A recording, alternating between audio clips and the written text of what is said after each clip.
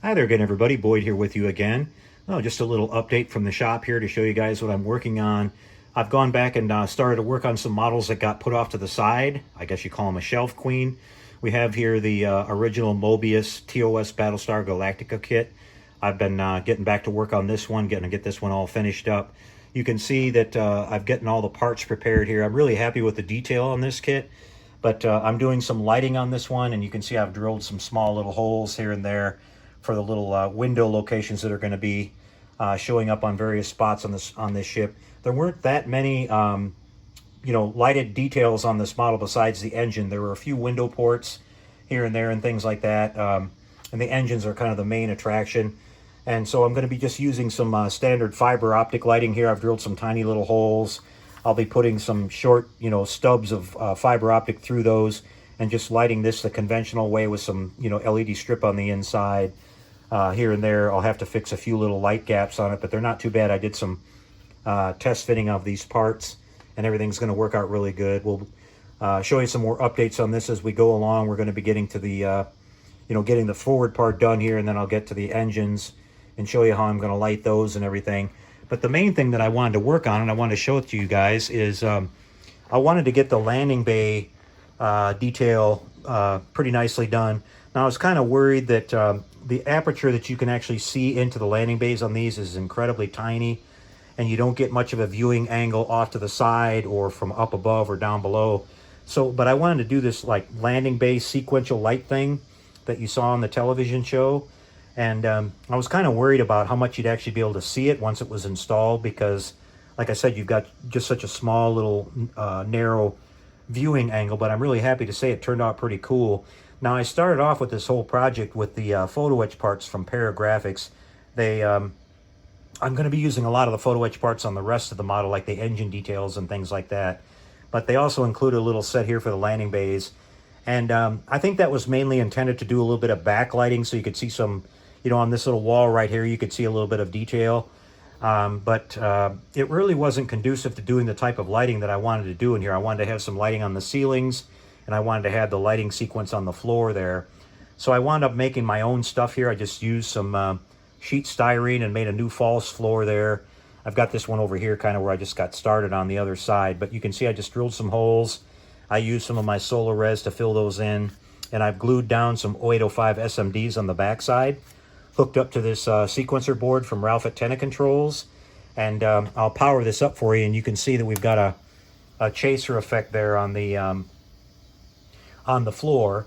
And then I wanted to have some red lighting overall. The show, whenever they were under attack or whatever, they always showed the inside of the landing bay all lit up in red. And so what I've got here is I've got a little detail of that, and I'm actually happy to find out that once I put all this together and test fit it, that you can actually see the detail of the chaser effect in there inside. So it looks pretty cool.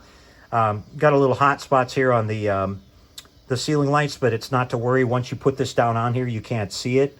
You can't actually look up at the ceiling from any angle to really see that lighting up in there. So I'm just going to leave that be. That's just some regular LED strip with like I said, a little bit of clear sheet styrene over the top of it. And what I'm going to do now real quick is I'll put these two halves together, and I'll give you a look inside and show you what it looks like. It actually looks really cool. Now for the back part there, the back wall, they actually give you these little pictures that are on the box. You got to cut them off the side of the box, the inner box. And these actually do show up when you look inside. You can actually see the red lights these up, and it gives you the illusion that there's a, you call this a standoff effect, where it kind of simulates, something being deeper than it actually is. So, but it actually shows up pretty good and looks pretty cool in there. It looks pretty realistic, especially on something this small. I'm really happy with how it's turning out. And this was a big part of the, the plans that I had for this kit that I had to get worked out before I wanted to move on. But everything's working out really good.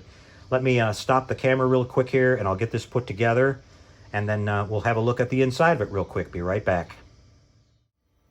All right, so I've got the two halves put together here, the lower and the upper halves of the landing bay. Wanted to show you guys also up here that I'm going to be using a little bit of Raytheon lighting to light up the Galactica name on the side up here. This is looking way too bright right now, but once I paint over this, it's going to dim it down quite a bit and give just the right amount of light. That's just a little bit of LED strip glued on the back side there and coming right through the plastic. I'll shadow around that a little bit with some black before I paint my off-white hull color onto that, and that way it'll give kind of a little bit of a shaded look on the edges and look like natural light, but the little Galactica word will go right there. That'll look pretty cool. But let's have a look on the inside of the landing bays here. It's kind of tilted a little bit. Let's get it kind of straight if we can. And just kind of look in there, and you can see that you can definitely see our chaser effect on the floor, which I really am happy with. With this really narrow angle, I was worried that you wouldn't be able to see it. But you can see in the background, you can see the wall. You know, I'm not sure how well this camera is going to focus on something this small. In person, it looks fantastic, you guys. It looks like a real detail there in the background. You can see all the detail on that wall and everything. I'm not sure how well this camera will focus on something this small. But it's really going to come out nice. And the red lights on the ceiling really help to offset the white on the floor and make it look a little bit more visible. When I was just trying it with just regular white light in the ceiling, you couldn't hardly see the chaser effect, but it came out really cool.